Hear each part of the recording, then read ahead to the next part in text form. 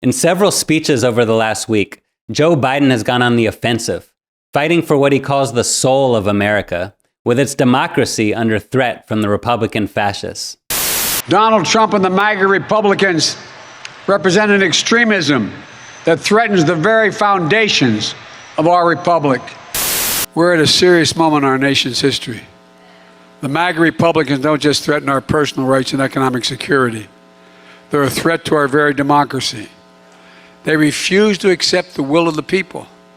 They embrace political violence. They don't believe in democracy. He even used the F word, fascism, at a private fundraiser, calling them semi-fascists. During a fundraiser last night, the president said, quote, "What we're seeing now is the beginning or the death knell of an extreme MAGA philosophy. It's not just Trump, it's the entire philosophy that underpins the," I'm going to say something, "it's like semi-fascism." That's a quote. In actual fact, there's nothing semi about the fascism of these Republicans. Trump and the fascist Republican Party are hell-bent on imposing their fascist form of rule, and they're hardening, actively mobilizing to regain power, not only through denying oppressed groups the right to vote, but nullifying elections and preparing for violence. They're doubling down on the false claim that the last election was stolen and openly preparing to take revenge on those who stand in their way. As you know, this week, Joe Biden came to Philadelphia, Pennsylvania to give the most vicious, hateful, and divisive speech ever delivered by an American president. He's an enemy of the state. You want to know the truth? As Bob Avakian put it, the Republicans have become a fascist party, a party based on open and aggressive white supremacy, male supremacy, and other oppressive relations. A party convinced that only it deserves to rule, moving to manipulate elections and suppress votes in order to gain and hold on to power, refusing to accept the outcome of elections it does not win, determined to gut and pervert the rule of law, trample on people's rights, and adopt what amounts to an undisguised capitalist dictatorship, ready to use violence not only against masses of people, but also against its rivals in the ruling class. But what is Biden's answer to this threat? As BA put it, the Democrats are trying to keep things together with more disguise and deception, with the claim that what exists in this country is a great democracy, representing the will of the people. And for this reason, it deserves to be and needs to be the most powerful force in the world. But in reality, both of these ruling class parties are working to maintain the violent, oppressive power, the dictatorship of this capitalist imperialist system, with all the horrors for humanity this involves. Let's take a deeper look at Biden's speeches this past week, what they reveal about the Democratic Party, and why falling for this would be a deadly trap and would squander what could be an opportunity for an actual revolution in this country. To the extent that Biden feels forced to more openly acknowledge the fascist character of the Republican Party and the extremely sharp and irreconcilable divide throughout society, including within the ruling class itself, he is speaking to an important truth. But the question here is, what does Biden do in the face of that, and what are we going to do in the face of that?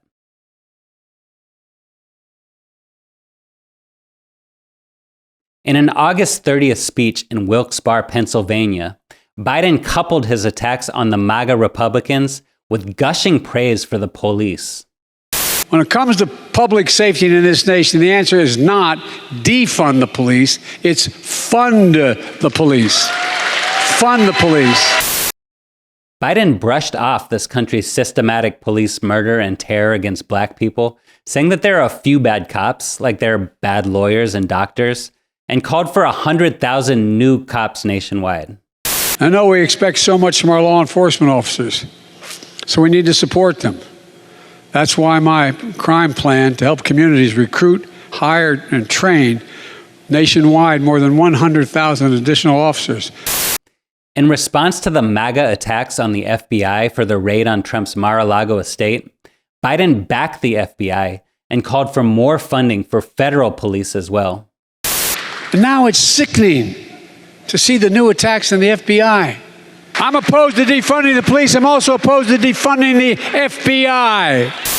But what is the FBI? A den of deceitful spies with a long, bloody history of suppressing resistance and revolution in order to enforce the existing order. FBI Director J. Edgar Hoover today asserted that the Black Panthers represent the greatest internal threat to the nation. He ordered his agents not only to expose new left groups, but to take action against them to neutralize them. In an even more unusual move, Biden delivered his September 1st speech at Independence Hall in Philadelphia, flanked in the background by 2 U.S. Marines. Mainstream media headlines declared, Biden aims to showcase his faith for the military apparatus and its ability to bring back the democratic order. But what is this military apparatus, and what kind of order is it fighting for? As the declaration from the Revcoms put it, the military of this country is not carrying out an honorable service, and it is not some kind of badass force that people should respect. It is doing the same thing around the world on a massive scale that the police are doing here, carrying out the cowardly killing and terrorizing of people in the service of the biggest oppressors in this world, the rulers of this country. And it is a major cause of the destruction of the environment.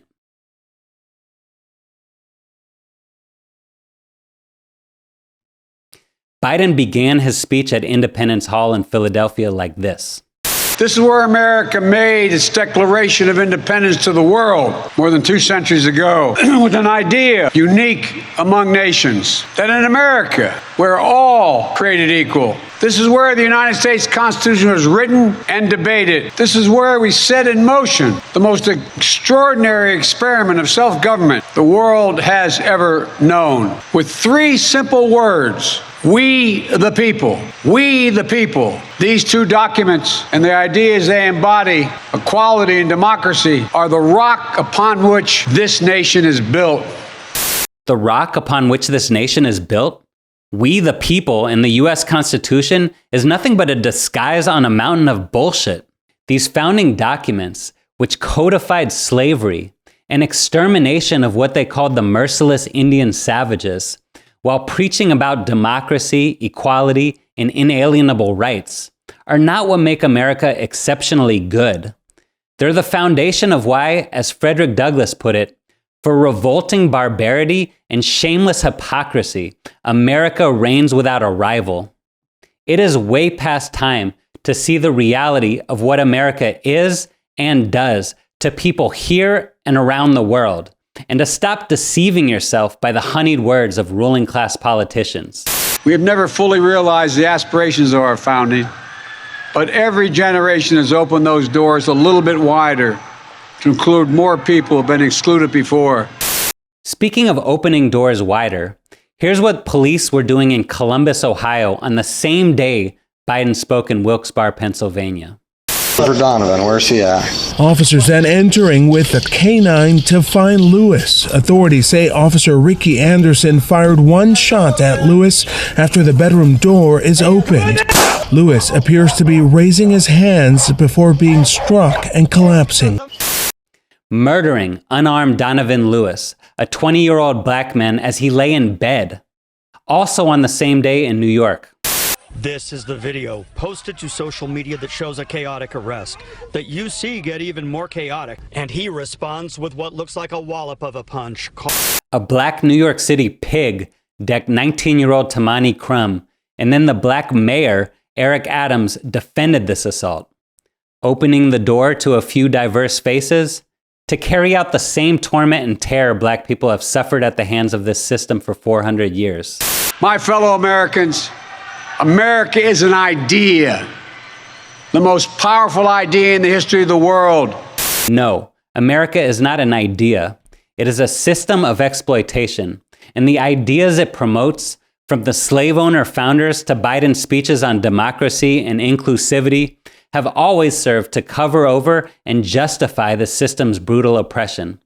As Bob Avakian put it, the essence of what exists in the U.S. is not democracy, but capitalism, imperialism, and political structures to enforce that capitalism, imperialism. What the U.S. spreads around the world is not democracy, but imperialism and political structures to enforce that imperialism. The answer is revolution and a new socialist economic system and political structures based on meeting the needs of the people and carrying forward the fight for a communist world where there will finally be an end everywhere to the exploitation, oppression, and destruction of the environment that is built into this system of capitalism imperialism.